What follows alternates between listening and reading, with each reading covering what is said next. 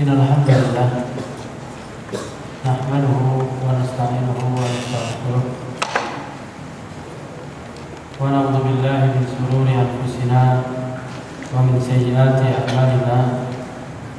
Man yahdihillahu fala mudilla lahu wa man yudlil fala hadiya lahu. Asyhadu an la ilaha illallah wahdahu la syarika lahu wa asyhadu anna Muhammadan abduhu wa rasuluh sallallahu alaihi wa alihi wa ashabihi wa man syara ala nahdi wa kafa bi sunnati ila yaumiddin. Amma ba'd. Ya ayyuhalladzina amanu taqullaha haqqa tuqatih wa la tamutunna illa wa antum muslimun.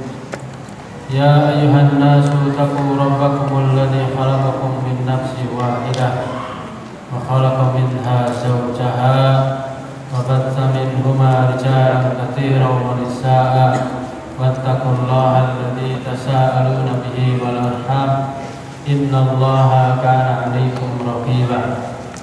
Ya ayyuhalladzina amanu taqullaha wa qulu qawlan sadida yuslih lakum a'malakum wa yaghfir lakum dhunubakum wa may yuti'illaha wa rasulahu faqad faza fawzan 'azima. Amma ba'd.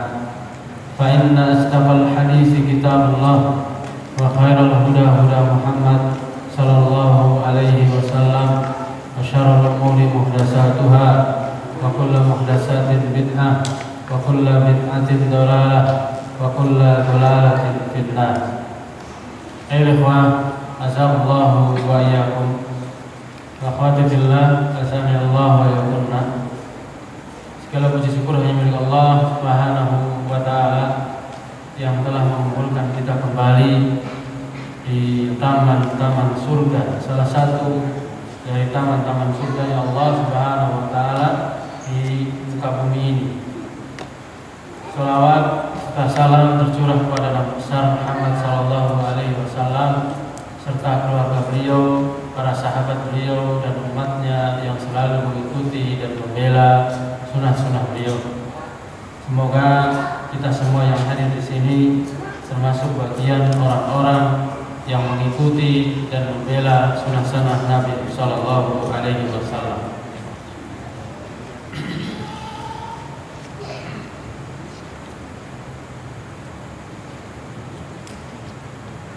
Maka wajib bagi penuntut ilmu,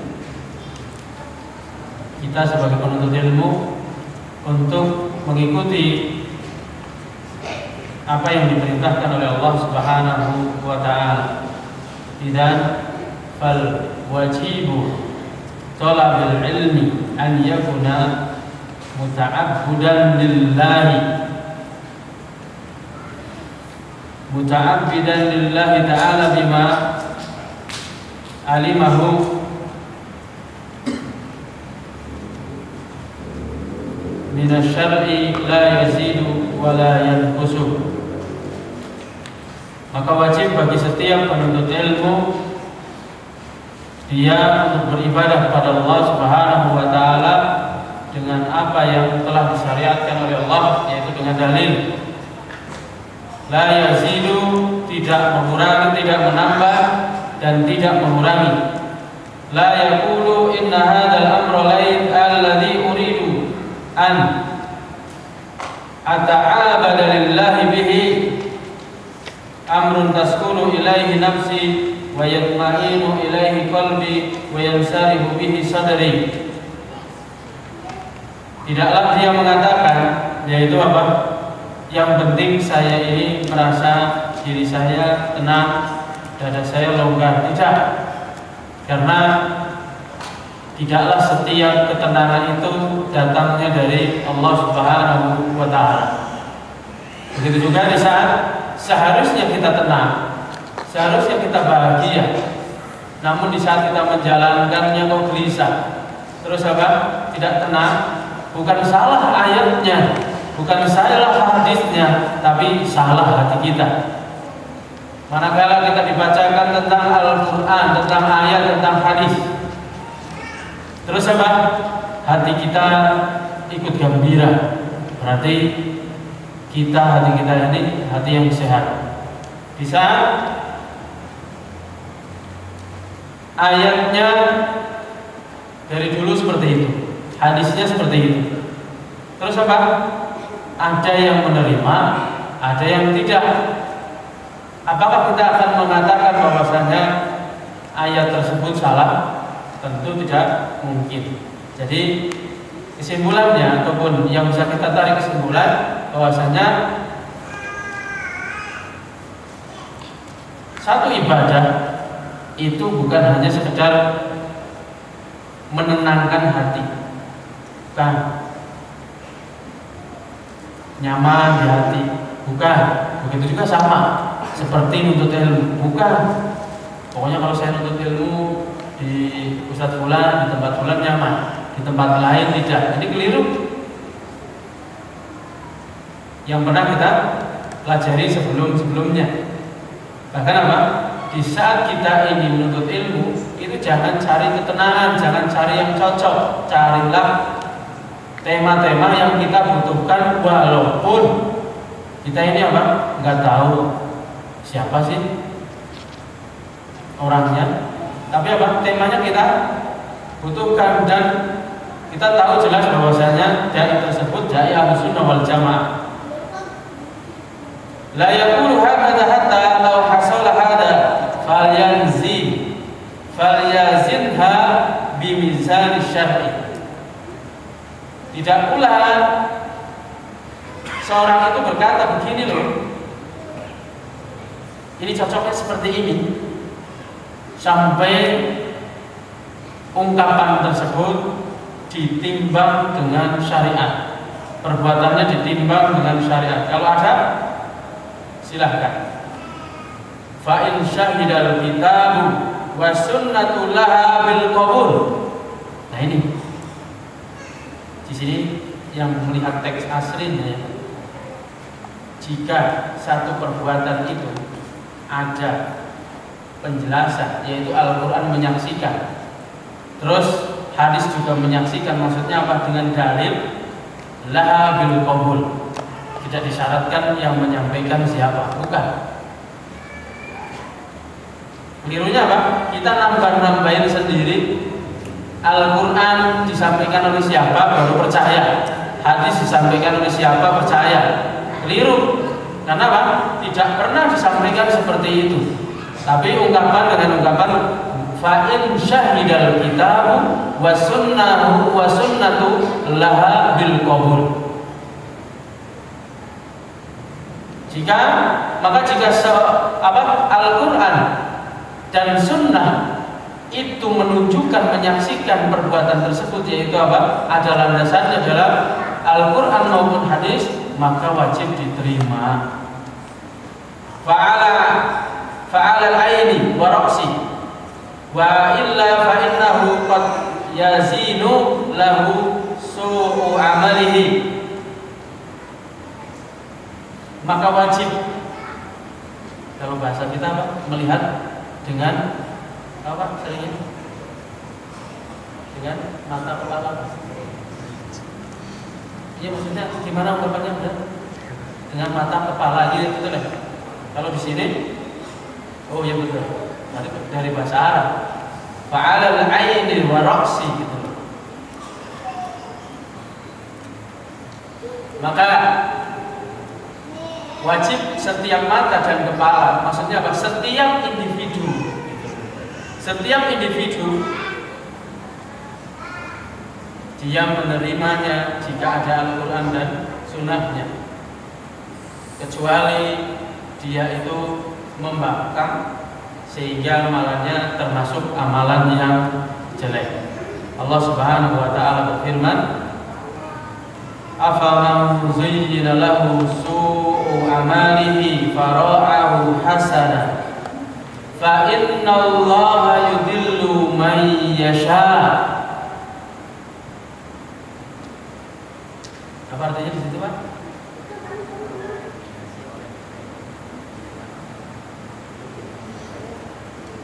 Nah, apakah orang yang dihiasi baginya, yaitu syaitan yang menghiasi dirinya. Terus apa? Dia menganggap dirinya bahwasanya amalannya itu baik. Nah, ini disebutkan bahwasanya orang yang sesat, sangat sesat itu apa? Orang yang jelas keliru tapi nganggapnya baik. Seperti yang pernah kita sampaikan di dalam surat Al-Baqarah itu apa? Ala innahum humul mufsidun walakin la yashkurun. Ketahuilah kalian itu telah merusak, tapi kalian tidak merasakan. Itu orang paling sesat. Kalau orang sesat itu dibilang apa? Salah. Apa sih salah? Oh, ini bukan sesat. Orang sesat itu apa? Sudah tahu salah, tapi dia rasanya malah bukan hanya benar, Pak, tapi memperbaiki. Coba. Jelas-jelas getok-getok kaca rusak. Bilang apa? Ini lagi memperbaiki. Ini orang yang paling sesat. Disampaikan nasihat, dia malah bantah nasihati dengan ungkapan berbagai hal. Saya nggak pernah dapat ini. Itu misal seperti itu. Maka Allah Subhanahu wa taala, dan sesungguhnya Allah Subhanahu wa taala akan menyesatkan orang-orang semaunya Allah, yaitu siapa yang Allah sesatkan dia tidak bisa diberikan petunjuk.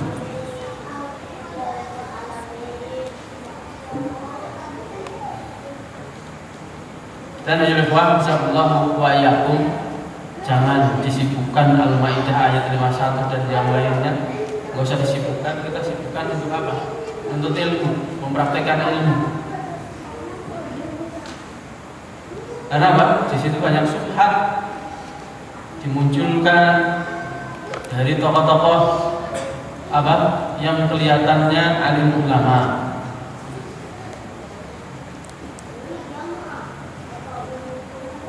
Untuk apa? Mengecoh kaum muslimin. Kaum muslimin itu sudah terkecoh sudah lama.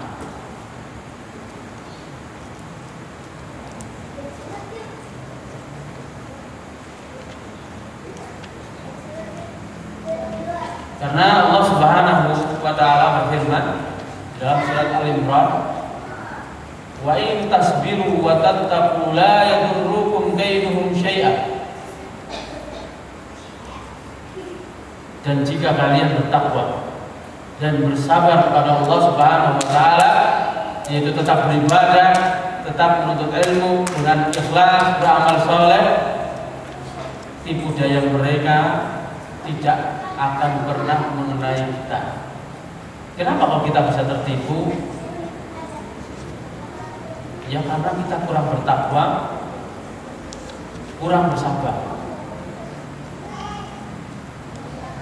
Kurang bertakwa, kurang bersabar. Salah satu bentuk kesabarannya ialah jelas kita nggak punya ilmu tafsir, jelas kita ini kurang dalam urusan ilmu apa berkaitan dengan Al-Quran, tapi kita ikut ngomong, ikut komentar, menunjukkan kita ini apa? Kurang sabar. Apa fungsinya? Bantunya apa? Pengaruhnya apa? Tidak mempengaruhi apa-apa. Lah ngapain kita? Ya sama, berarti apa? Fatir ayat 8 dihiasi seakan-akan itu apa? Baik. Ikut komentar, ikut apa? Seakan-akan kalau nggak berjuang di dunia maya, kita dianggapnya tidak berjuang dalam menegakkan kalimat Allah, keliru. Coba Pak, kita dikasih duit online dengan offline, pilih mana? Lah kenapa urusan agama sebenarnya online? Saya kirimin duit Pak, saya cari foto di Google ya kan. Misal setumpuk, satu truk bukan saya kirimkan misal ke Pak Suka. Terima nggak? Terima, tapi ngeledek kan Pak. Ya sama, statusnya apa dengan sekedar profilnya ganti Al-Maidah ayat 51. Nah, fungsinya apa? Berubah apa? Tidak berubah apa-apa. Kita ini terkena ayat Fatir ayat ke-8 ini. terkena. Dianggapnya itu membantu, tapi enggak. Kita ketipu juga, gitu loh. Yang ada itu ialah kita ini apa? Di saat ada kejadian seperti itu dan yang lainnya, kita segera berbenah diri, tambah apa? Bersabar. Yaitu Al-Imran ayat 120. Wa in tasbiru wa tattaqu la yadurrukum kaiduhum syai'a innallaha bima ya'maluna muhit. Dan jika kalian bersabar dan bertakwa kepada Allah Subhanahu wa taala, maka tipu daya mereka tidak akan mengenai kalian, sesuatu pun sedikit pun tidak. Kenapa kita ketipu? Kurang bertakwa, kurang sabar.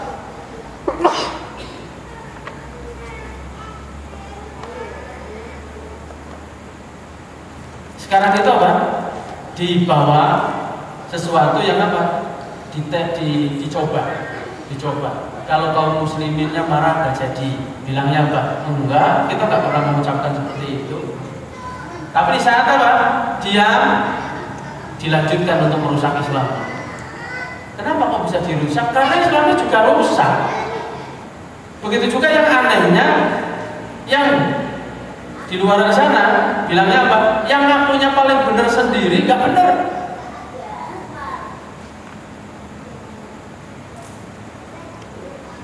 Sesungguhnya Allah Subhanahu wa taala mengetahui, meliputi atas apa yang mereka amalkan. Jadi apa? Di saat Allah Subhanahu wa taala menyuruh kita itu untuk bertakwa, untuk bersabar, itu mereka itu masih dalam pengawasan Allah. Gampang. Kitanya suruh apa? Minta pertolongan sama Allah, bukan apa? Ribut di dunia yang bukan pada tempatnya.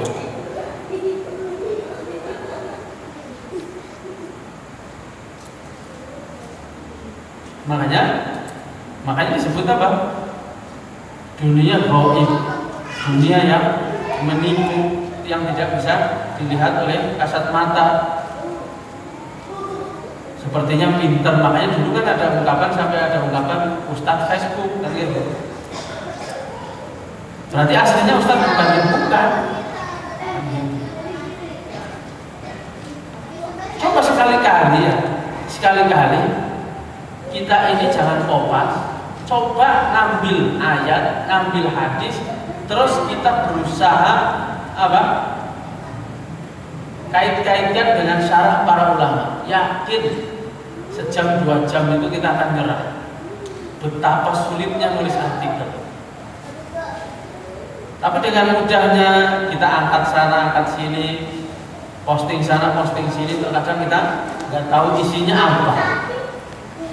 Kita kena surat Fatir ayat ke-8, dihiasi oleh syaitan seakan-akan amalan itu tuh baik, padahal menjerumuskan, terperosok jurang yang dalam. Pas giliran disampaikan, bilangnya apa? Aneh-aneh. Aneh-aneh biasanya nggak ada kok. Makanya di paragraf yang selanjutnya nanti dijelaskan.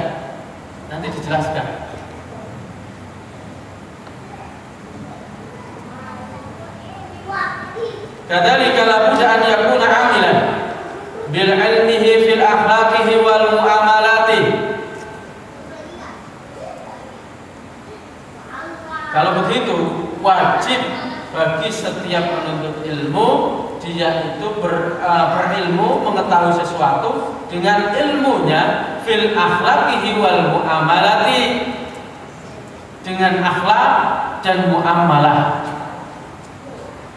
Akhlak itu apa? Kalau diartikan secara bahasa, ya akidah. Sebabnya apa? Akhlak itu gambar hati, bukan gambar tingkah laku. Kalau tingkah laku itu ada.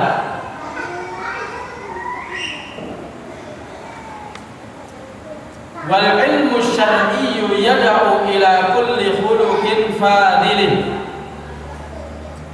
Dan ilmu syar'i yaitu Al-Quran, Sunnah di atas pemahaman sahabat, itu semuanya menyeru kepada akhlak yang mulia.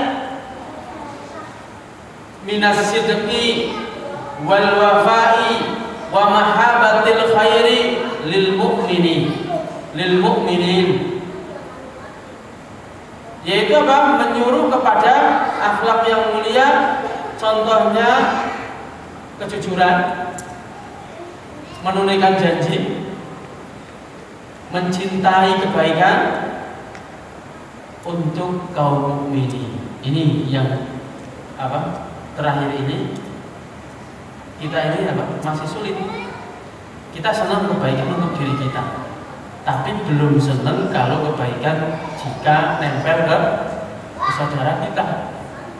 Padahal bentuk seorang itu imannya sempurna atau tidak itu dites, dicek jika apa?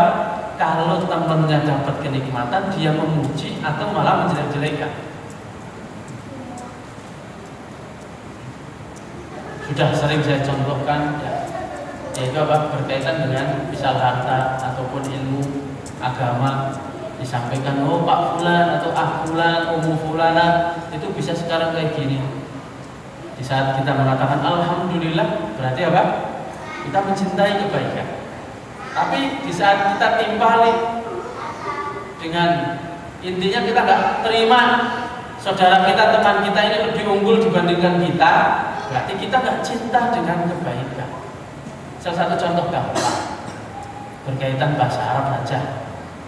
Sama-sama kerja pabrik, sama-sama gajiannya, sama-sama lainnya, sama-sama pabriknya, pokoknya sama semua. Terus tiba-tiba apa?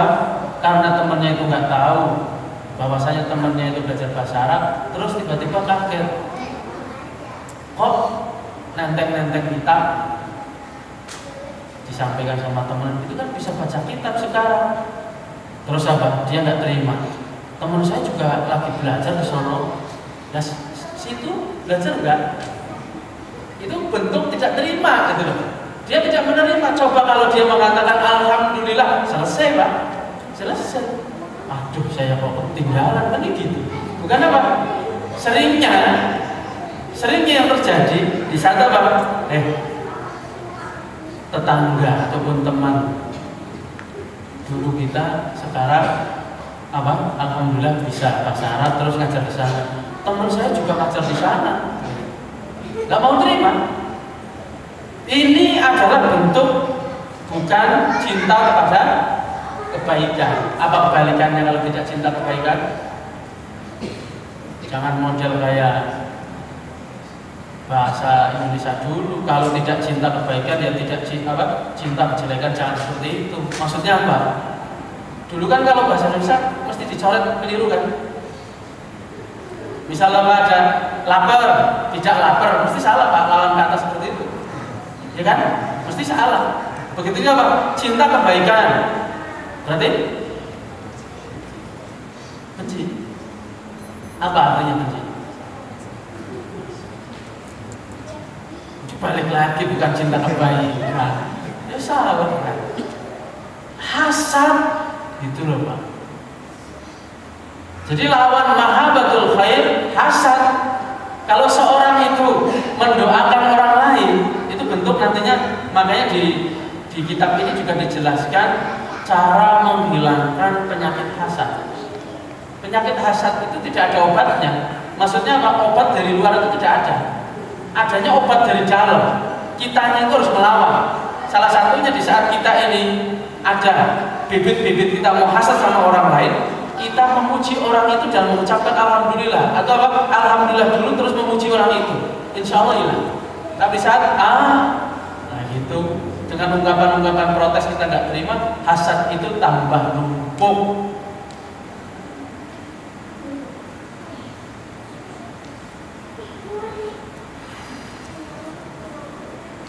Hatta qala Nabi sallallahu alaihi wasallam, sehingga Nabi sallallahu alaihi wasallam bersabda, la yu'minu ahadukum hatta yuhibbu li akhihi ma yuhibbu li nafsi. Ini juga tidak boleh, dalil ini tidak boleh dijadikan ya prakteknya. Salah satu prakteknya itu apa? Nih daripada nggak kepake bawa sana, itu juga nggak boleh. Ini pakai dalil ini. Atau apa? Ini sayuran udah lama nggak dimasak di mana? Di kulkas sana bawa. Ini roti nggak kemakan. Ini nggak boleh, sebabnya apa? Hadisnya jelas. Tidaklah seorang itu beriman, salah seorang kalian beriman sampai dia mencintai saudaranya seperti dia mencintai dirinya sendiri.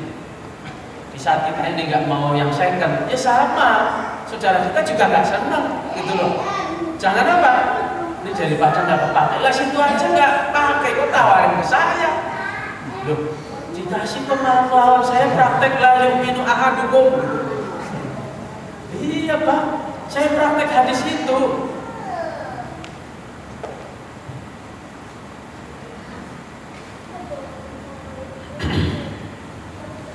Wa qala alaihi salatu wassalam, man ahabba an yazahzaha 'anil nar wa yudkhilul jannata falta'ti mabniyatuhu wa huwa yu'minu billahi wal yawmil akhir wal ya'ti ilan nasi ma yuhibbu an yu'ta ilaihi. Barang siapa yang dia suka, yang senang, yang gembira untuk dijauhkan dari api neraka dan dimasukkan ke dalam surga, maka datanglah dia dengan bangunannya. Apa itu bangunannya? Porosnya dia beriman kepada Allah dan hari kiamat. Dan jika juga datang kepada manusia atas apa yang dia juga datang kepada dirinya sendiri, maksudnya ya cinta. Di saat kita ini benci kalau diomongin orang, ya jangan ngomongin orang. Ghibah yang halal itu ngomongin binatang. Itu loh. Itu ghibah yang halal. Begitu juga apa? Ngintip yang halal, yang ngintip binatang. Siapa yang pernah dulu ingat film Warkop di depan hotel? Terus apa? Siapa yang ngomong itu? Indro atau siapa? Ngomong apa? Nih ada gambar telanjang. Enggak salah. Berarti kalau ingat itu kita udah tua, Pak. Tapi yang ngomong belum tua.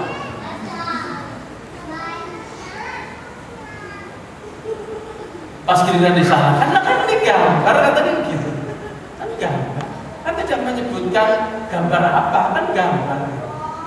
Nah, siapa saja yang gatal untuk ghibah, ya datang ke kandang sapi, kandang kebo, ghibah, hasad sama mereka gak apa-apa. Tapi kalau sesama makhluk tidak boleh haram. Kalau misal kandang sapinya sudah nggak ada karena sudah digusur dari perumahan, gigit itu apa? Anduk tiap pagi sama malam.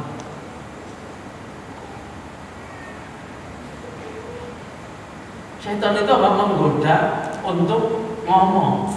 Coba Pak, di saat seorang itu diberikan apa?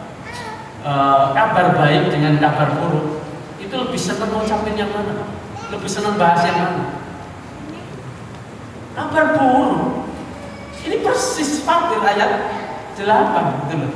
Dihiasi seakan-akan itu baik. Ya, dia tahu dia nggak baik, tapi lezat di lidah itu lezat. Sampai keluar kopi, sampai keluar apa? Pisang goreng, pisang jelek aja dikeluarin itu. Terus apa dikeluarin itu apa? Untuk ngomongin yang jelek. Tapi ngomongin yang bagus sebentar, Pak. Buktinya apa? Kita paling mentok 9:30 aja secara. Iya kan sebentar berarti. Kan ini ngomong kebaikan. Nah ngomong kejelekan, wah kurang. Kalau nyampe jam 10, kajian masa kemalaman kayak gitu. Padahal ngomongin apa? Kebaikan. Bukti nyata kita ini apa nggak suka kebaikan aslinya. Kurang. Wa katsirun minan nasi indahum ghiratun wa hubbun lil khairi. Banyak dari manusia dia ngakunya senang kebaikan, yaitu ghirahnya, kemauannya keras. Dia cinta kepada kebaikan. Walakin la yasa'una an-nasa bi akhlaqihim, akan tetapi kebanyakan dari mereka itu tidak memperluas akhlaknya, yaitu tidak menunaikan hak-haknya.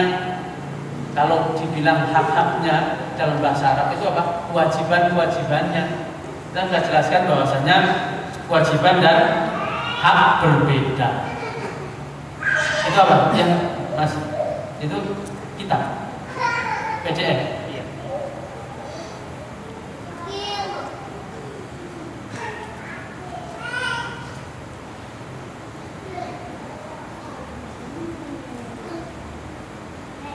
Najidu indahum shidatun wa unfun hatta fi maqami da'wati ila Allah azza wa jalla. Syekh Utsaimin itu adil menjelaskan jamaah dan menjelaskan orang yang menyampaikan.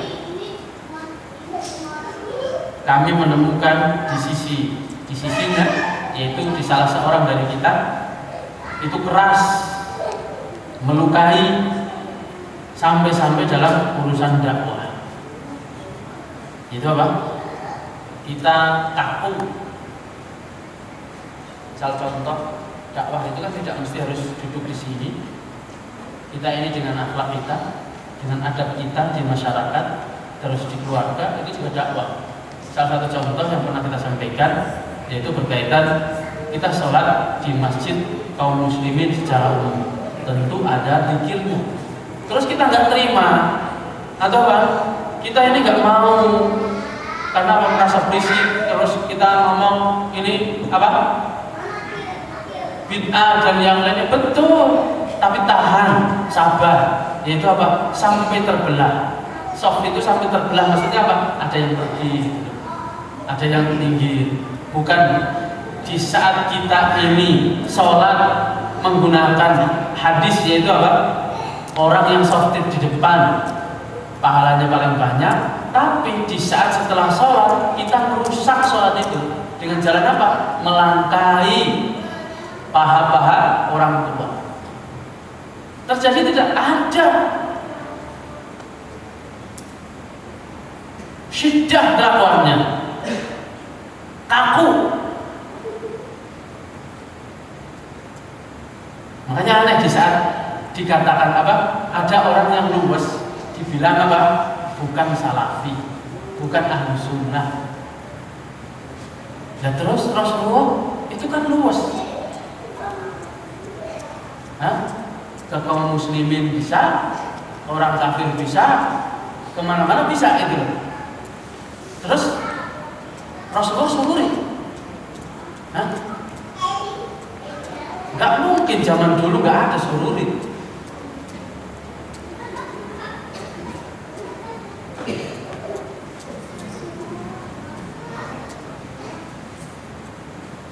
Di saat kita ngobrol sama banyak orang awam, manhaj kita goyang katanya. Untung nggak dituduh dangdutan. Iya kan, baru goyang, goncang ya. Lah, kalau setiap dakwah itu hanya untuk orang yang sudah paham, berarti dakwahnya mampet. Panggilkan sedot WC.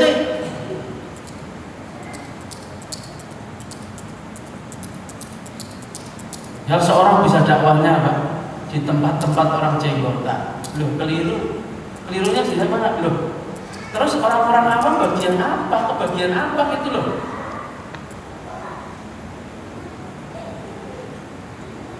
Makanya di saat urusan dakwah di masjid-masjid, misal Sifabudi dan tempat-tempat yang sudah makruf, di situ ada kajian, insya Allah Ahlussunnah wal Jamaah. Saya belum pernah mendaftar. Di sini juga nggak mendaftar, diseret, dipaksa sini. Tapi bisa bertahan setahun ya lebih. Tapi kalau ada masjid awam, maksudnya apa? TKM-nya yang nggak tahu, masih zikir dan yang lainnya, saya mau daftar. Saya mau daftar. Jika ada masjid cari kiai, cari ustaz, saya ikut. Tapi di saat masjid yang sudah terkenal, makruf, biasa ngundang ustaz dan yang lainnya, saat di sini udah penuh. Udah penuh. Maksudnya apa? Bukan tidak ada manfaatnya, sudah terwakili. Tapi kalau di saat kita masuk ke orang awam, itu bagi anak sendiri prestasi luar biasa. Karena tidak setiap orang bisa diterima. Begitu juga seperti antum, gitu loh. Seperti antum bermasyarakat. Di saat kita ini sama orang awam kok baik, dalam rangka apa? Tidak sampai menjual, tidak sampai mempertaruhkan agama, sunnahnya tidak diopok-opok, itu paling baik, paling berprestasi dalam urusan dakwah, gitu loh. Tidak mesti salafi itu apa? Jubahan terus, jalan-jalan jubahan, sholat jubahan, apa-apa jubahan, tidur jubahan, kerja bakti jubahan, gitu kan? Kan salafi sampai di bordir salafi gitu. Tidak seperti itu salafi itu. Salafi itu di dada, di akidah.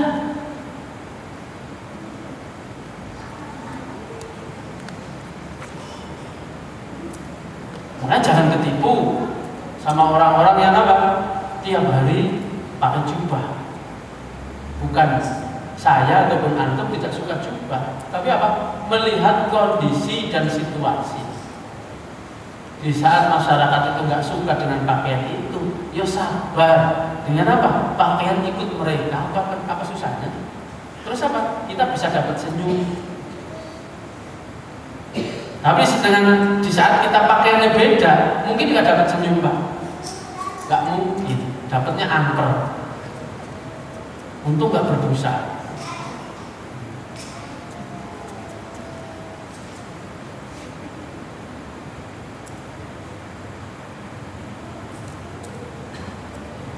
Najidu yasta'milul al-unfa wasyidata wa hadha khilafil akhlaqi allati amara biha Allah azza wa jalla. Jadi kalau seorang pembawaannya itu apa? Mengerikan, keras, itu apa? Merusak tatanan dakwah. Keras itu tidak mesti harus berbicara keras, enggak. Sikapnya kaku itu juga keras. Itu. Tapi begitu juga apa? Ada yang keliru memaknai bahwasanya dakwah itu luas sampai saking luasnya malam Jumat ikut, salaman keliling ikut. Lah katanya luas. Memahami itu jangan sepotong-potong gitu. Kita tetap punya sikap, ya, tapi bukan berkaitan dengan akidah, dengan agama, kita ikut nimbrung gitu, ikut nimbrung. Tapi di saat berkaitan dengan apa? Dengan agama, dengan keyakinan tidak ada. Misal satu contoh, ya, mungkin pernah saya sampaikan di sini. Saya punya majelis sama orang awam. Alhamdulillah tiap Ahad 2 tempat. Itu apa? Secara dohir seperti kita, jenggotan. Kalau sekarang ada rasa malunya. Dulu bingung. Saya itu bingungnya apa? Jadi setelah sholat subuh itu menjelang mau kajian, yang isi anak itu ada 2 orang jenggotan. Terus apa? Kalau pas keliling muter salaman itu dia ikut. Tapi pas kunut dia nggak pernah ikut. Padahal di situ boleh untuk angkat tangan sebagaimana fatwanya Syekh Ibrahim Ar-Ruhaili. Dengan niat apa? Mengaminkan doa. Bukan apa? Bukan dalam rangka meyakini kunut itu sunnah, bukan.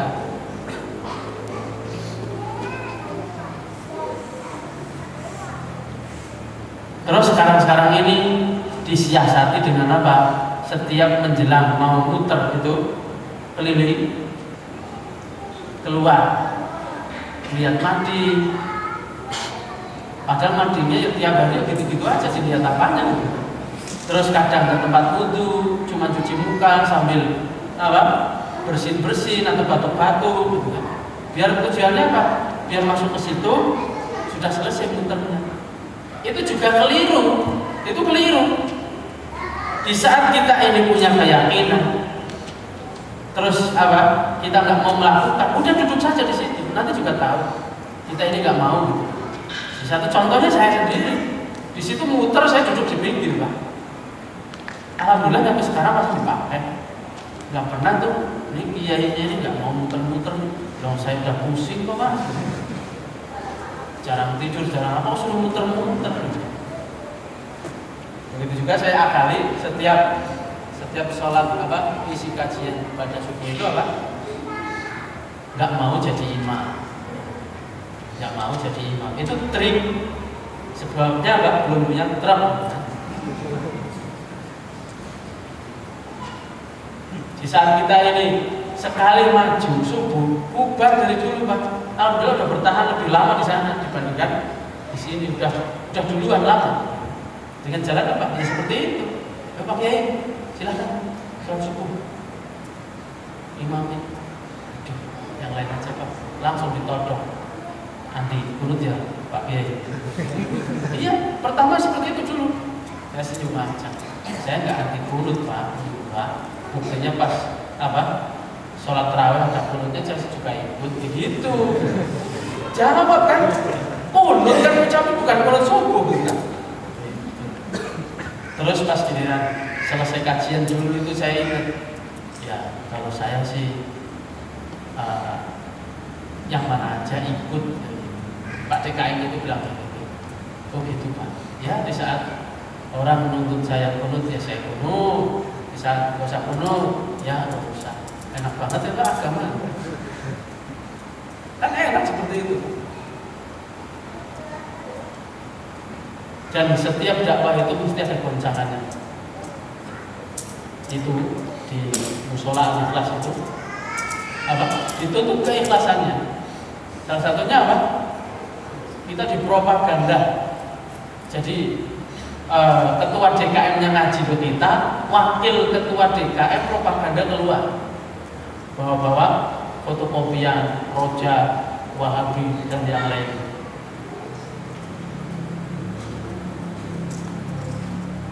Itu apa? Dengan waktu itu biasanya orang yang geger, orang yang mempermasalahkan itu nggak pernah ngaji. Betul. Jadi orang yang mendengar dari mic itu laki-laki kok kiai ini tambahin apa gurunya? Tambahin. Pas giliran ditambahin, orangnya nggak datang. Tujuannya membubarkan pelan-pelan. Makanya kita perlu ingat Pak. Kita ini makomnya siapa? Makomnya di mana? Dakwah itu ada 3. Dakwah itu tahapannya 3. Ilmu dakwah, proses dakwah, politik dakwah. Nah, kita ini di bagian yang mana? Politik dakwah itu untuk siapa? Ya orang-orang yang tahu. Di saat ada orang yang ngomong seperti ini, arahnya kemana nih? Terus kita tanggulangi gimana caranya? Ini udah nyampe politik dakwah. Siapa kita? Apakah setiap yang mengaku Ahlussunnah bisa masuk? Gak bisa. Proses dakwah aja terkadang nggak tahu. Jadi poinnya cuma satu, apa? Ilmu dakwah.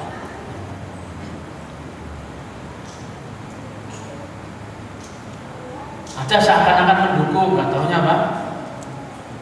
Membubarkan dari dalam. Itu harus kita tahu.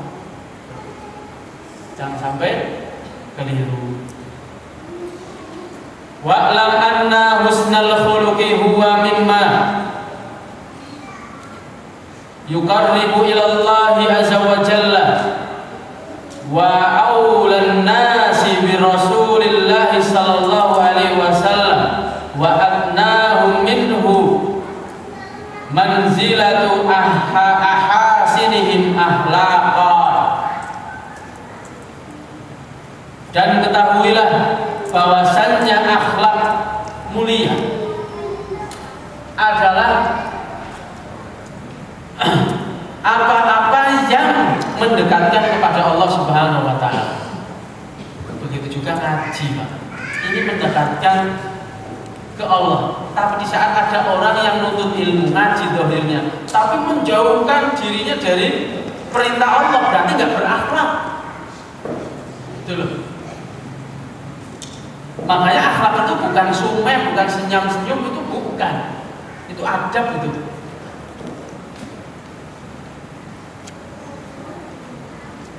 Kalau kita renungkan, Pak, Umar bin Khattab itu kejam nggak?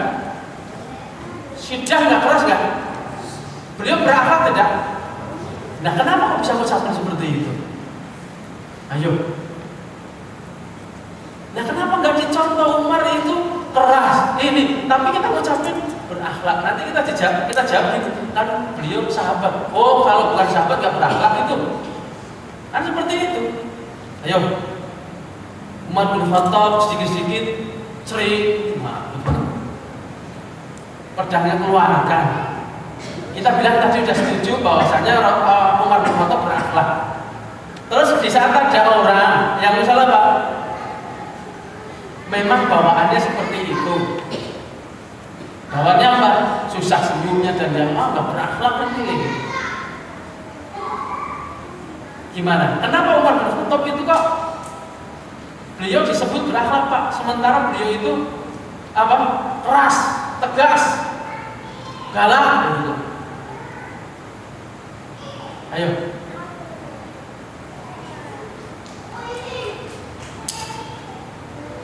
Ini menjadi pelajaran kita. Jadi apa? Jangan mudah ngecap orang itu jelek akhlaknya, itu berakhlak apa? Tanpa kita ini kenal dulu. Gak bisa seorang itu di saat seliwer gitu kan, wah itu orang gak berakhlak gitu. Gak bisa seperti itu. Ayo, Umar bin Khattab kenapa kok berakhlak? Hah? Mudah menerima nasihat. Dari siapa? Dari Rasulullah. Yang lain? Yang lain? Kenapa Umar bin Khattab kok berakhlak? Sementara kita dengarnya itu Umar bin Khattab mesti apa? Sangarnya, tegasnya, kerasnya, tapi kok berakhlak? Tapi coba kalau ada orang di Bekasi kayak gitu, oh bejat gitu.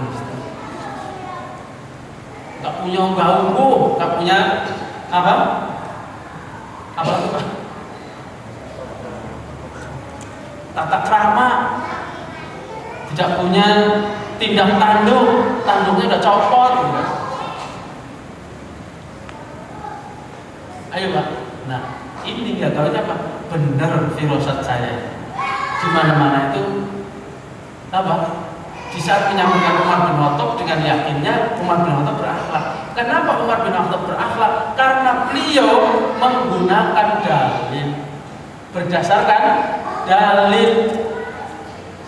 Keras ya pakai dalil, lembut ya pakai dalil. Namanya berakhlak. Walaupun banyak orang mengucapin apa? Oh nggak berakhlak, tetap berakhlak.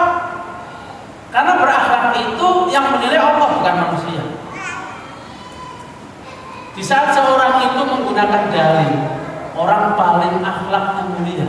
Walaupun banyak orang itu benci, tapi dia menggunakan dalil. Apa landasannya dalil? Orang yang paling berakhlak. Itu. Kalau Umar bin Khattab itu bengisnya, sangarnya, di saat apa sebelum masuk Islam berakhlak tidak? Tidak. Sebabnya apa? Masih pakai hawa nafsu.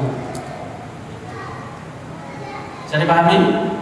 Nah kita kalau pengen seperti Umar dikatakan berakhlak, tegasnya ialah apa? Berpahala, lembutnya juga berpahala. Kita ini apa? Tegas karena didorong, lembut karena ada maunya. Itu keliru di situ kita ini. Kok tiba-tiba kok lembut, nyalek. Tiba-tiba kok belusukan, muncul coblos.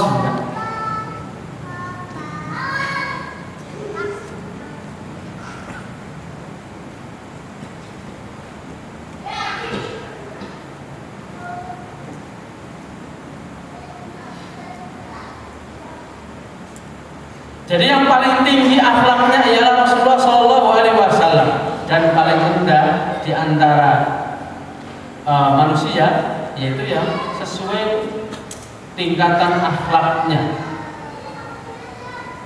Nabi Shallallahu Alaihi Wasallam, inna man ahabbakum ilayya wa aqrabakum minni majlisan yaumal qiyamati ahasinakum akhlaqa.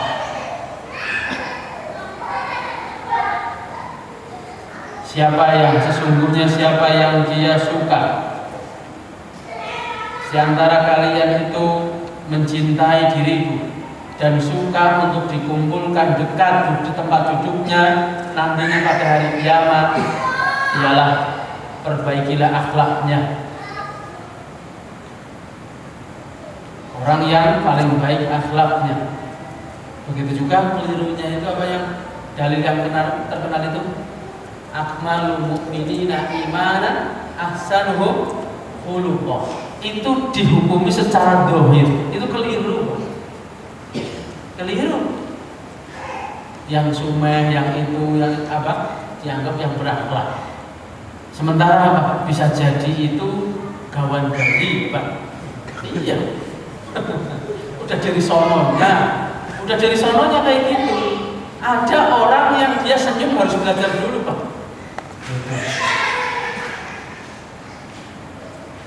Itu loh.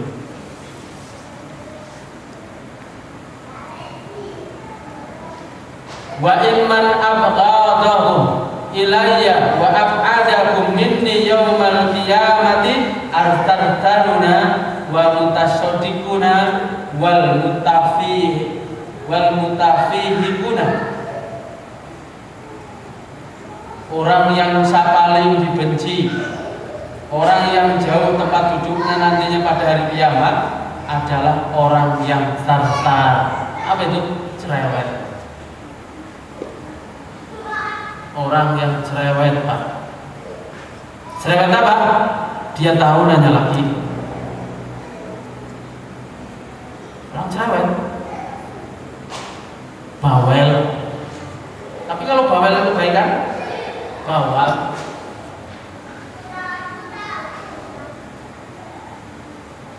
Lalu para sahabat bertanya, ya Rasulullah, jangan dilanjutkan, ya, jangan dilanjutkan.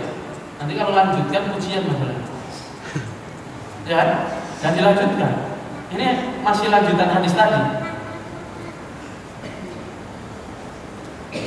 Qalu ya Rasulullah, makanya tidak dilakukan karena tetap ada yang lanjutin. Pujian yang di speaker itu. Qad alimna al-tartaruna wal mutasyaddiquna fama al-mutafihikuna. Jadi Rasulullah ditanya oleh para sahabat dengan menyampaikan, ya Rasulullah, kami tahu apa itu al-tartar, yaitu cerewet, terus al-mutasyaddiqun, yaitu apa? Keras kepala, akos, ya. Terus tanya yang ketiga, apa maksud dari ini?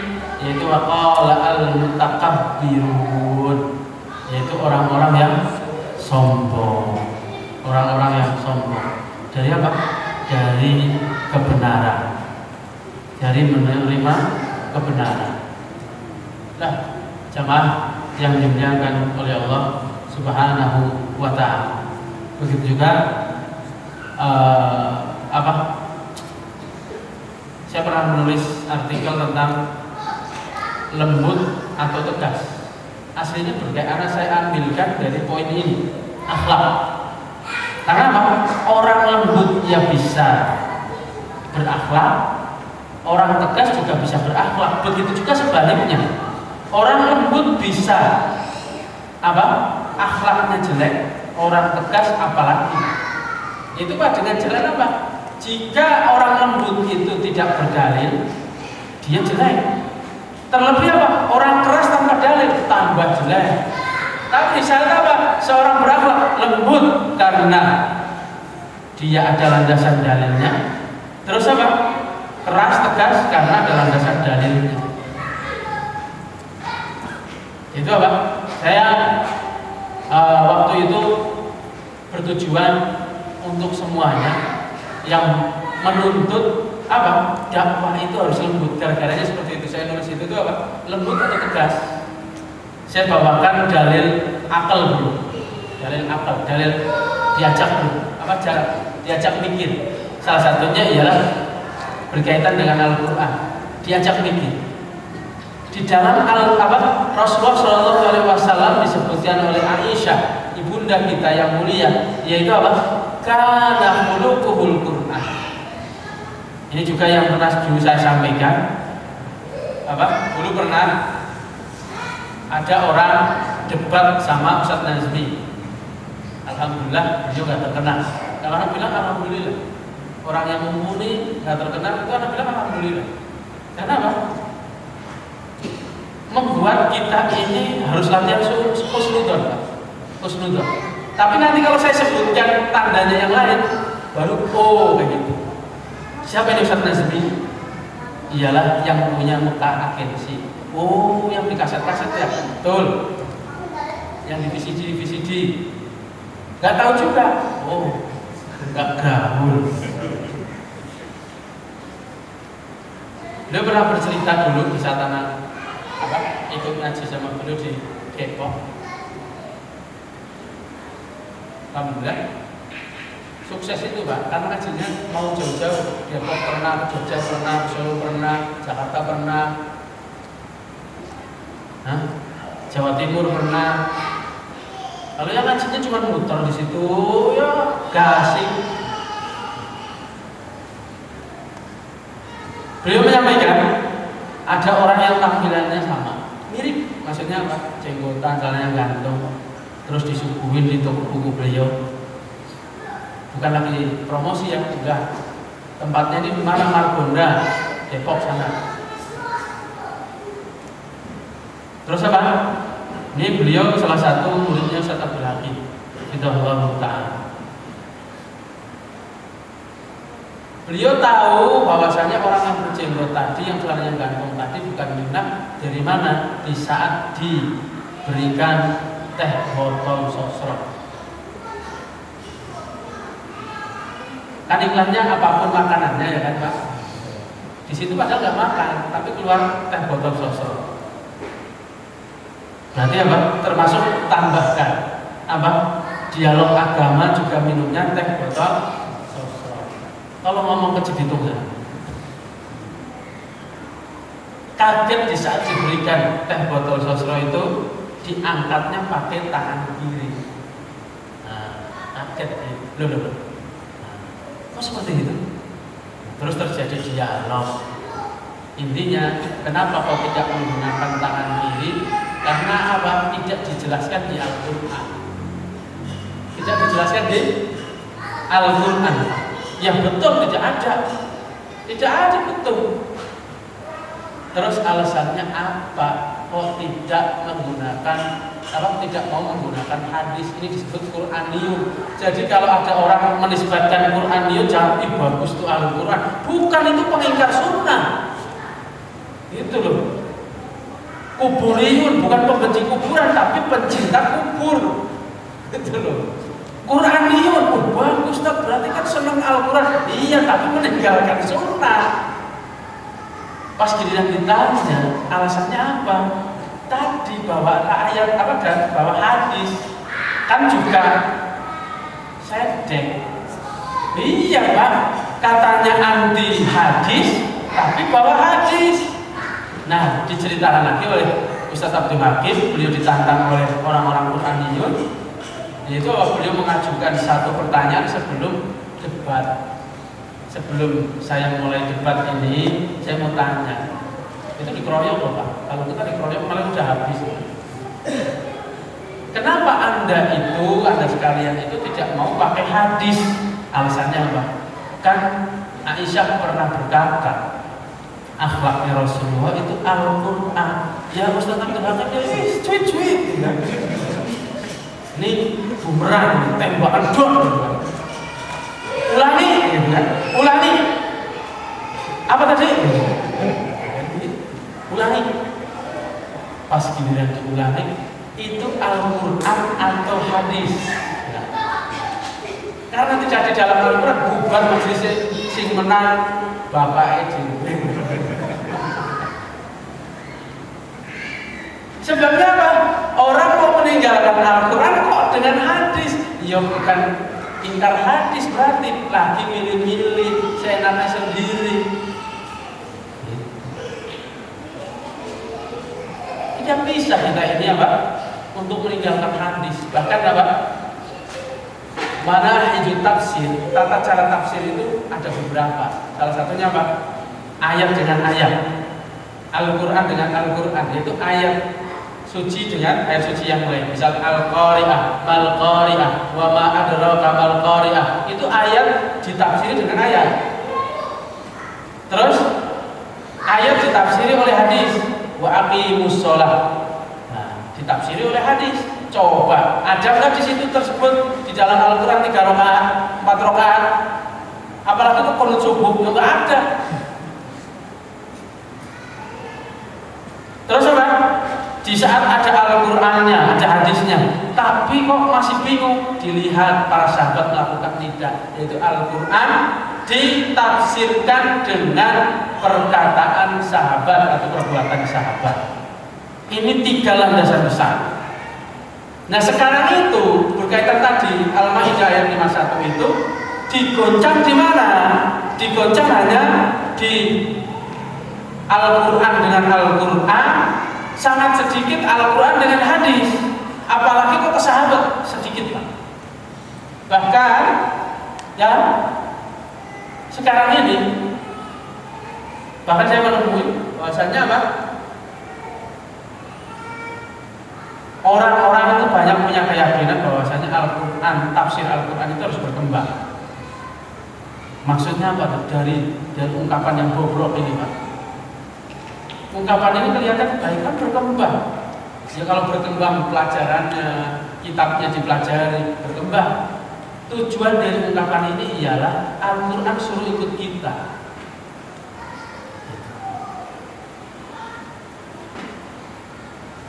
Ini kelakuan siapa? Liberal. Kok bisa liberal muncul? Karena ahli sunnahnya dekam, tidur, turu, ngorok, jadinya muncul liberal. Jadi jangan salahkan terus liberal juga. Dan kita juga bukan membenarkan. Pasti ada kesalahan dari kita, gitu loh.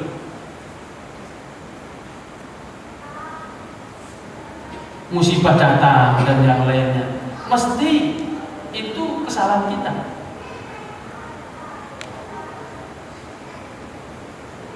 Makanya yang kita harus perbaiki ialah wa in tasbiru wa tattaqu, yaitu bersabar dalam agama ini, tambah takwa, tambah beramal, nanti tipu daya itu akan terlihat mudah disingkirkan, mudah dibasmi. Kelihatannya kuat karena kitanya lemah.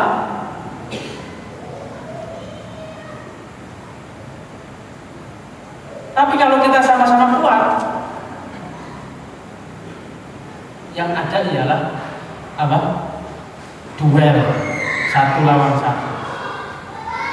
Kita ini seringnya ya di saat pulang kampung atau ketemu teman yang tadinya mungkin sama-sama mengaji, atau tadinya kita ngaji di rumah sendirian, di kampung sendirian, terus di saat apa ada temannya tuh, alhamdulillah apa sekarang dakwah salah berkembang, tapi kurang biak gitu.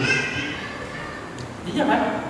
Harusnya kan berkembang biak, cuman berkembang gitu. Keliru tidak? Ya keliru, membanggakan jumlah masalahnya Pak. Tapi kalau biak, apa makna dari biak? Berilmu Pak. Seringnya orang mengatakan berkembang biak atau berkembang saja Pak? Berkembang, membanggakan jumlah. Setiap ahad tuh dengerin tuh info dari Kang Pawas, hafizahullah ta'ala, Tangerang ini, Ustadz ini, Bekasi ini berkembang, tapi belum biak. Kalau berkembang biak itu apa? Orangnya berkualitas. Tadi apa? Di saat dia itu punya akhlak dan punya muamalah, juga berakhlak yang baik. Kita sekarang ini apa? Banyak keluhan-keluhan, yang nipu ya cengkol, yang nggak bayar utang ya cengkol, yang lidahnya keluar seperti ular ya yang kerudungnya gede. Sebabnya kan bisa seperti itu karena berkembang, belum berkembang biak. Bagaimana ini kita biar biak, gitu kan? Biar biak yang beramal, sabar, megang ini itu sabar. Gak penting, gak usah dikomentari, ngapain dikomentari? Makanya orang-orang yang di grup-grup yang gak kuat, yang di grup adem ayem gak kuat, itu orang-orang yang penyakitan. Tapi orang-orang yang penyakitan di grup yang rusak, yang bobrok, malah betah, semakin menunjukkan penyakitnya. Misalnya ada grup larangan kopas, misal seperti itu. Terus kita nggak betah, menunjukkan kita ini banyak penyakit. Banyak penyakit. Nggak bebas itu, nggak bebas Pak. Nah nanti apa akan dikomentari sama adminnya? Kayak gitu. Apalagi kalau misal grup diasuh ustadznya, kita ngambil artikel orang lain ditaruh di situ. Ini nggak malu, pinter siapa gitu loh. Kan lucunya di situ. Yang ada itu zaman dulu kan. Zaman dulu di saat ada gurunya itu nggak ada Syekh Fulan berkata seperti ini, nggak ada seperti itu. Yang ada ialah Syekh hukum apa ini, maksudnya apa. Yang ada bertanya, bukan apa membawakan tulisan orang lain dimasukkan ke grup yang di situ ada ustadznya. Alhamdulillah. Dan bodoh itu setengah mati, sampai mati nggak tahu Pak. Setengah mati berarti setruk ya Pak. Nah, setengahnya mati gitu. Makanya orang-orang yang gak betah-betah di grup yang adem ayem itu setruk. Setruk apa? Hatinya gatel, pengen mencet lama gitu loh. Kan lama-lama jebol ini HP. Nah kalau pakai laptop kan klik kanan ya Pak. Nah kalau pakai ini kan pencet lama kan Pak. Gitu. Gatel. Oh nggak boleh, saya keluar aja. Ya terserah. Padahal Pak, kalau kita mendengarkan, membaca, itu nggak punya tanggungan di hadapan Allah. Tapi di saat kita ini mudah komentar itu akan dipertanggungjawabkan di hadapan Allah. Begitu juga Pak, yang nulis itu, yang punya tanggung jawab nantinya mempertanggungjawabkan di hadapan Allah. Kok nulis seperti ini di hadapan. Tapi kalau kita sebagai penikmat tulisan, enggak. Lah kenapa kok kita pengennya yang dipertanggungjawabkan? Di saat kita ini tulisan orang lain ditempel sana, itu ada tanggung jawabnya nantinya Pak. Makanya kalau dibilang apa? Suruh mendengarkan atau suruh apa? Melempar tulisan. Saya sendiri malah pilih lempar tulisan. Malah karya paling bagus itu apa? Biru muda, Telegram. Nanti jangan dengarnya biru muda. Itu apa? Channel Telegram itu paling bagus. Orang-orang penyakitan mesti nggak mau gabung ke join ke channel Telegram karena nggak bisa ngapa-ngapain, disuruh. Di situ cuma sebagai penikmat ya Pak. Itu paling bagusnya itu sekarang itu. Untuk apa? Maksudnya orang penyakitan biar apa? Terapi itu di situ. Dan begitu juga kalau saya lihat itu apa? Kita mau join waktunya kapan?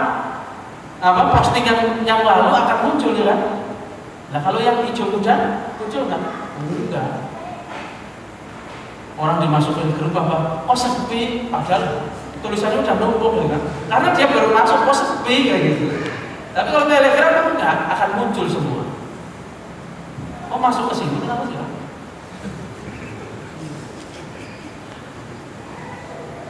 bisa lari ke sini kenapa? Kenapa? Ya berkaitan dengan hati yang bersih atau tidak. Biar kita nanti ada cerita di rumah. Tadi belajar sampai mana? Biar ada ceritanya di rumah. Kita poin ke-6 tapi cerempet sedikit ya. Jadi apa? Tadi belajar apa? Oh poin ke-6, oh berarti jauh. Padahal ya cerempet sedikit. Al-amru sadisu. Tuh dengar Pak. Poin yang sadis artinya. Loh, iya benar. Tulisannya gitu loh. Al-amru sadisu. Poin yang sadis. Jadi poin yang sangar gitu ya.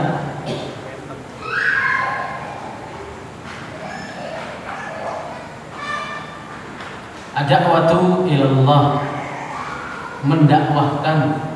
Dari poin pertama sampai kelima kita dakwahkan. Nah ini itu jangan di pikiran kita ini dakwah ini dengan ini gitu. Jangan pikirannya hanya dakwah itu dengan lisan gitu, dengan ngomong. Itu keliru. Saya terlupakan dalilnya. Setiap kita mukmin itu punya kewajiban berdakwah. Punya Pak? Punya kewajiban berdakwah. Apa maksudnya? Memberitahukan, mengingatkan, itu punya kewajiban masing-masing. Tapi apa? Makomnya berbeda-beda. Begitu juga makamnya, betul? Makomnya berbeda-beda. Ada yang boleh dia itu berdakwah di dalam keluarga dan di luar keluarga, di dalam rumah dan di luar rumah. Ada yang wajibnya di dalam rumah, nggak boleh keluar. Itu loh. Jangan sampai keliru. Loh, di poin ke-6 yang poin yang sadis itu dijelaskan apa? Setelah kita ini belajar ikhlas, belajar ini sampai poin ke-5, disuruh berdakwah. Ada loh di kitabul ilmi gitu. Kita jangan percaya dulu Pak. Situ itu membaca sudah belajar talaki belum? Pembahasannya, syarahnya sudah belum? Gimana syarahnya? Kan hadisnya jelas balighu anni walau ayat. Ini mah mau pembenaran. Udah kita jelaskan kan waktu itu penjelasan dengan hadis itu. Jadi ku anfusakum wa ahlikum nar itu juga dakwah. Untuk siapa? Untuk keluarga yang di dalam rumah. Untuk keluar syaratnya banyak. Gak boleh sembarangan. Makanya tekstual kitab itu tidak bisa dimaknai kita sendiri. Bingung. Sering saya sebutkan bahwasanya apa? Orang tidak tahu bahasa Arab takut disesatkan orang, mencukupkan bahasa Arab takut kebelinger.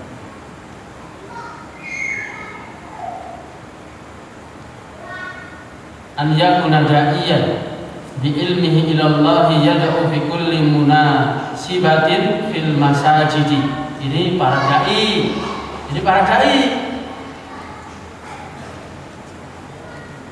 Yaitu apa? Wajib bagi seorang dai dengan ilmunya untuk mendakwahkan apa? Ilmunya di tempat-tempat disebutkan di sini masjid, wa fil majalisi. Dia apa? Di majelis-majelis, wal aswa, di pasar, wa fi kulli munasibatin, dan setiap tempat yang sesuai. Hadza Nabi sallallahu alaihi wasallam. Oh, inilah Nabi. Itu tugasnya Nabi. Ba'da'an atahullahu nubuwata wa risalata majalasa fi baitihi. Inilah Nabi Shallallahu Alaihi Wasallam setelah perintah datang dari Allah Subhanahu Wa Taala tentang nubuah dan risalah. Awalnya beliau itu dakwah secara sir, sembunyi-sembunyi, terus secara terang-terangan. Nah, kita ini wajib punya dakwah untuk siapa? Untuk anak, untuk istri, untuk anak, untuk kerabat. Setiap muslim, setiap mukmin wajib. Keliru manakala Pak? Ustaz, bisa ke rumah enggak Ustaz? istri saya rewel. Ya, saya manggil Ponorogo. Kok enak banget Ustadz itu suruh nyembuhin orang yang kesurupan misalnya gitu kan. Kesurupan rewel disebabkan suaminya gitu. Kan instan pengennya, padahal itu kewajibannya siapa? Ya suaminya. Orang tua saya dikasih dalil nggak mau, lah situ aja sering nolak. Kan gitulah, gampang banget loh. Gampang aja nih. Di saat nih, kalau di dalam rumah kita kok ada sesuatu yang kita ingin dongkol, yang kita itu juga nolak, mesti Pak, pasti. Jadi jangan bingung, kok kayak gini, kita mesti kayak gitu duluan. Tapi pas giliran nempel ke istri, nempel ke anak, kita marah. Kan gayanya laki-laki kan kayak gitu kalau ke pojok, nggak bisa apa-apa, mesti marah. Dalam yang pernah saya ceritakan ya, itu ada anak disuruh TPA sama bapaknya, sementara bapaknya ad-duha, ya, sambil ngopi, dari sebelum asar sampai sekitar jam 4 lebih lah. Dan anak itu mungkin ada PR atau apa, pokoknya nggak mau berangkat gitu, nggak mau berangkat. Ini saya lagi menceritakan laki-laki itu atau bapak itu kalau nggak punya argumentasi, keluarnya itu marah. Intinya pas giliran disuruh itu nggak mau, capek lah ini. Terus dia itu balik. Nah bapak nyuruh itu bapak bisa apa? Marah dia, bapaknya itu marah. Begitu juga nyuruh sholat, nah, bapak sendiri kok nongkrong, sangat dongkol nih, diajar bisa-bisa. Nah kenapa anak kita bisa jawab seperti itu? Ya karena kita ini nggak nyontohin Pak. Kalau nyontohin itu anak nggak mungkin ngomong seperti itu.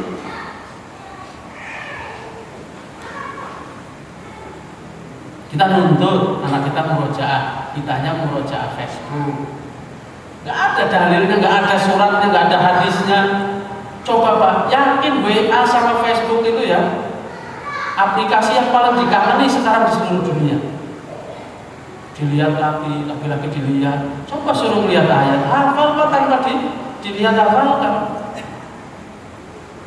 Lihat lagi. Al-Qurannya kapan? Ya nanti kalau pas udah mati kirim Al-Fatihah.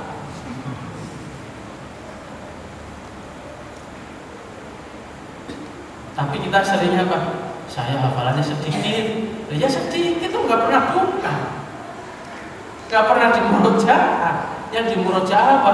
Bahkan di saat tulisannya nggak ada kita pusing.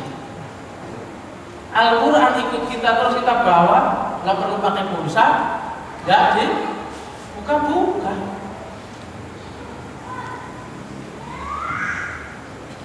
Jadi hari ini kita membahas berkaitan dengan kedudukan akhlak.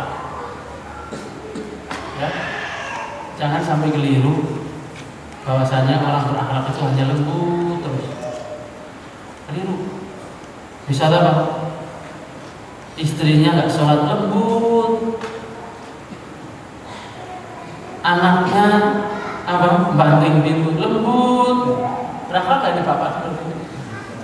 Suami seperti ini berakhlak nggak? Kan enggak, kan kita nggak terima gitu Pak, nggak terima.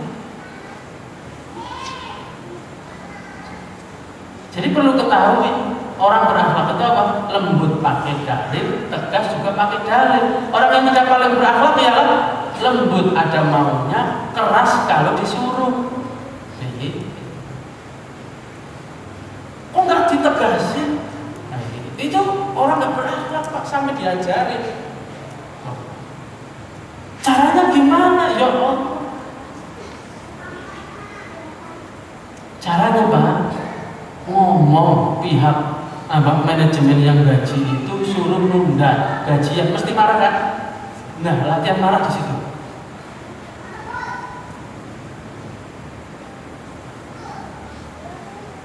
Allahu a'lam bishawab. Kita lanjutkan temuan lanjutnya. Jadi poin adab dan akhlak menuntut ilmu ini ada 12 poin. Yang sabar. Jangan dibuka-buka sekarang, belum tentu dibaca. Yang ada itu yang pernah dipelajari dibuka lagi, itu yang manfaat. Kalau yang belum dipelajari dibuka nggak manfaat. Yang sudah pernah dicatat, yang pernah ada coret-coretannya, ada apa tulisannya apa, itu yang baca lagi. Itu yang mendatangkan manfaat.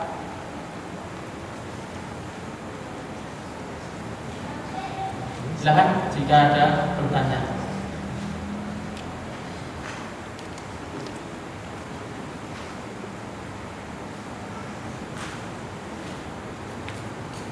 Ya silakan. Yang menuntut ilmu yang dari Rabu ini kenapa bukan kita? bukan Itu dari menuntut ilmu yang semalam Rabu ini kenapa tidak kita?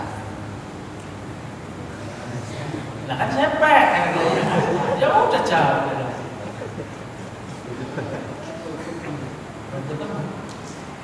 Belum berusaha. Yang lain ada jawaban? Kan bid'ah itu bisa karena mengkhususkan waktunya, tempatnya, jumlahnya. Nah ini kan udah khusus waktunya, gitu kan? Materinya khusus, tempatnya khusus, gitu. Tapi nggak bid'ah, gitu. Hah? Oh kalau pembahasannya sama berarti bid'ah. Ya iya berarti lah. Pembahasannya sama, kita boleh nih, ayo.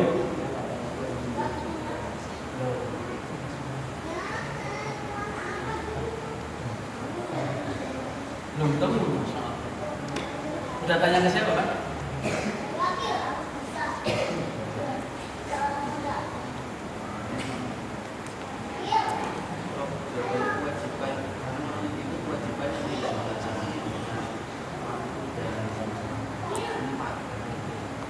Jawabannya.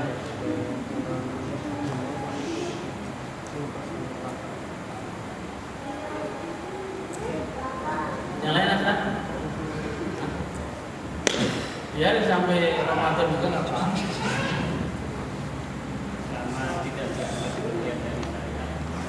Oh berarti untuk itu bukan syariat. Masya Allah. Loh, rutin itu jelas syariat.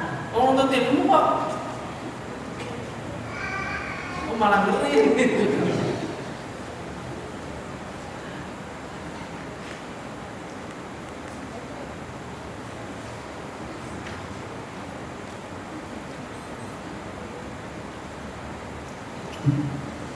Udah bertanya aja.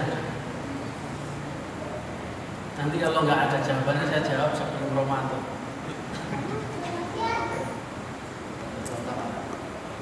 Ya besok. Ya, sekarang ini tahun 1438. Sambil nunggu antum apa? Berusaha.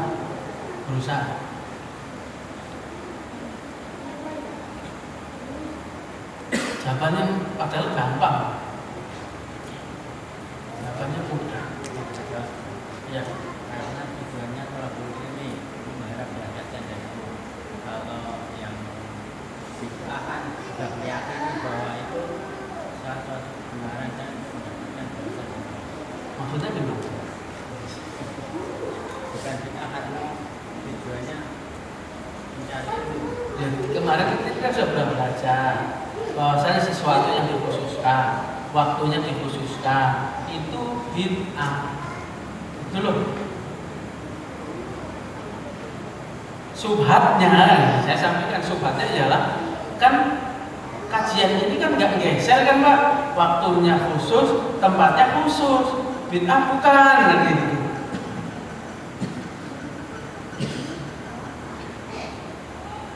Misalkan gambarnya gini Pak, motor itu kan harus ada sayapnya, ada spionnya, ada ininya, terus ada bentuk ya, ada bentuk yang sama tapi nggak ada mesinnya. Motor bukan kayak gitu aslinya Pak. Mudah nggak?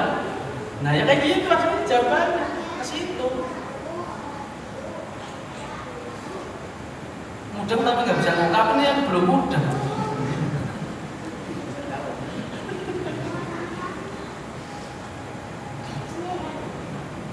Silahkan bertanya kalau ada pertanyaan.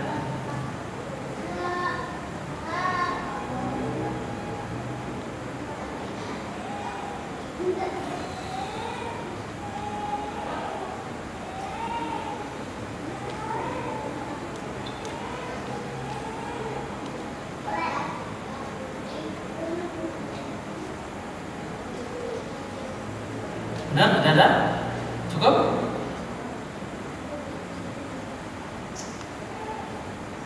Kayaknya di poin. Ya, silakan. Karena sering kopas dari Instagram, punya dulu di WhatsApp itu gimana? Kalau saya jawab dengan saya menyarankan, pilih menyarankan atau jawab? Hah? Menyarankan. Ya udah. Apa? Tolong simak kajian saya di grup di Telegram Yanias. Cari judul adab kopas. Nanti kalau sudah didengarkan, baru ditanyakan jika apa. Saya pernah ngisi kajian judulnya adab kopas. Daripada saya menjelaskan kan panjang lagi, mendingan disimak di Yanias, YANIAS, Yanias. Jadi Telegram /me/caos ya. Hah? Kan mi Pak.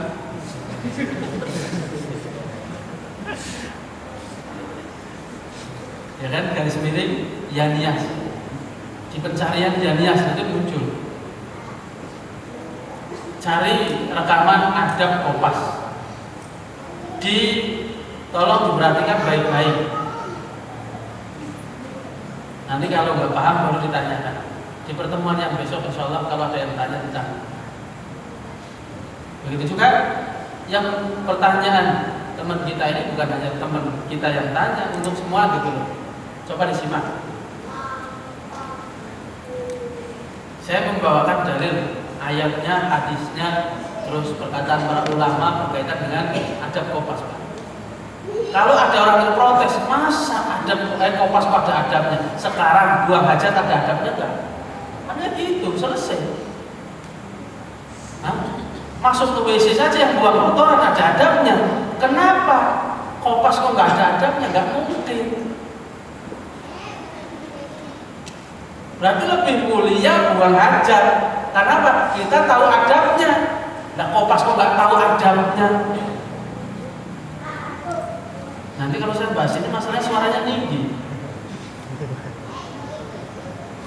Tambah malam tambah tinggi.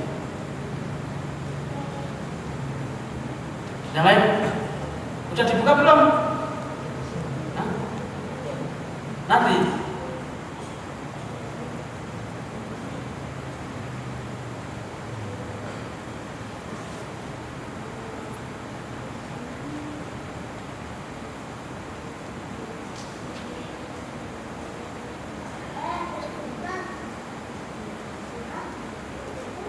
Cukup ya? Kalau tidak ada,